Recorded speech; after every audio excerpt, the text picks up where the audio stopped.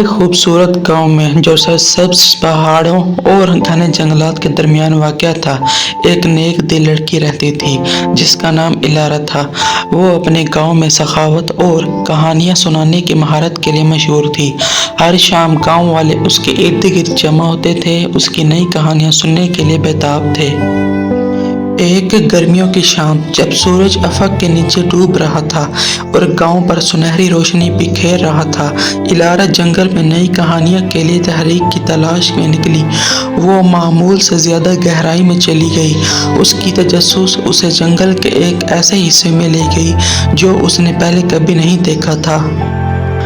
جیسے ہی وہ آگے بڑھی، الارا ایک چھپی ہوئی جگہ پر پہنچ گئی۔ اس جگہ کے مرکز میں ایک قدیم بلوط کا درخت کھڑا تھا۔ اس کی شاخیں چوڑی تھیں اور اس کے پتے عجیب روشنی سے چمک رہے تھے۔ الارا نے جادوئی روشنی سے متاثر ہو کر درخت کی طرف قدم بڑھایا اور جیسے ہی اس نے ایسا کیا، اس نے ایک چھوٹی سی نازک پری کو ایک شاخ پر بیٹھے دیکھا۔ پری کے پر چاندی روشنی میں چمک رہے تھے اور اس کے چھوٹے سے چہرے پر دانائی اور مہربانی کا تاثر تھا۔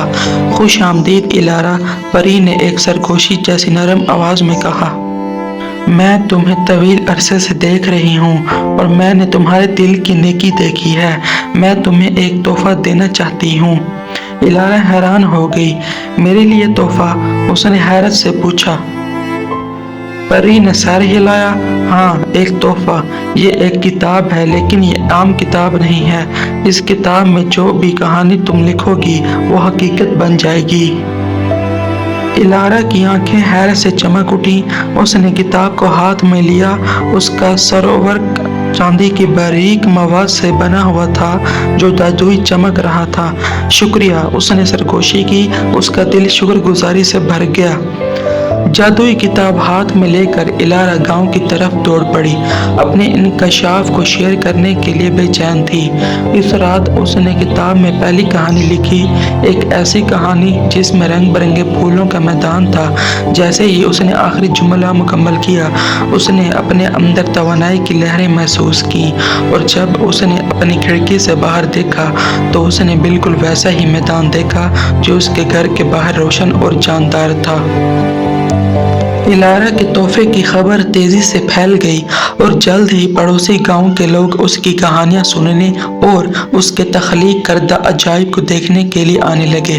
اس نے جو بھی کہانی لکھی، گاؤں نئے عجائب سے بھر گیا۔ ایک صاف شفاف دریا جو ہر بیماری کا علاج کرتا تھا، درختوں کا ایک باغ جو ہر موسم میں پھل دیتا تھا، اور آسمان پر ستارے جو ہر رات لوری گاتے تھے۔ تاہم الارا کو جلد ہی احساس ہوا کہ اس کا تحفہ بڑی ذمہ داری کے ساتھ آتا ہے۔ ایک دن ایک اجنبی گاؤں میں آیا۔ وہ ایک دولت مند تاجر تھا جس نے الارا کی جادوئی کتاب کے بارے میں سنا تھا۔ تاجر نے اسے زمین کا امیر ترین آدمی بنانے کے لیے صرف ایک کہانی کے بدلے سونے کا خزانہ دینے کی پیشکش کی۔ دولت کے وعدے سے متاثر ہو کر الارا نے اس پیشکش پر غور کیا، لیکن آخر کار اس نے انکار کر دیا، جانتے ہوئے کہ ایسی کہانی نقصان اور عدم توازن پیدا کر سکتی ہے۔ اس کی بجائے الارا نے اپنا تحفہ استعمال کرتے ہوئے اپنے گاؤں کو خوشی اور خوشحالی دی۔ اس نے کہانیاں لکھیں جو بیماروں کو شفا دیتی تھیں، جھگڑے ختم کرتی اور مہربانی اور ہمدردی کی قیمت سکھاتی تھیں۔ اس کی لکھی گئی ہر کہانی نے گاؤں کو قریب تر کر دیا اور گاؤں والے الارا سے اور بھی زیادہ محبت اور احترام کرنے لگے۔ سال گزرتے گئے اور الارا بوڑھی ہو گئی۔ ایک شام جب وہ اپنی کھڑکی کے پاس بیٹھی تھی، اس نے پھر سے پری کو دیکھا۔ الارا، پری نے کہا، تم نے اپنے تحفے کو عقل مندی اور بے غرضی سے استعمال کیا ہے۔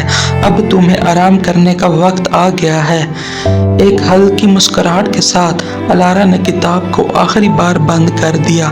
پری کے تحفے نے اسے اور اس کے گاؤں کو بے پناہ خوشی اور حیرت دی، اور اگرچہ الارا کی کہانیاں بالآخر داستانوں میں تبدیل ہو جائیں گی، لیکن اس کی سخاوت کی روح اور اس کی کہانیوں کا جادو ان لوگوں کے دلوں میں ہمیشہ رہے گا۔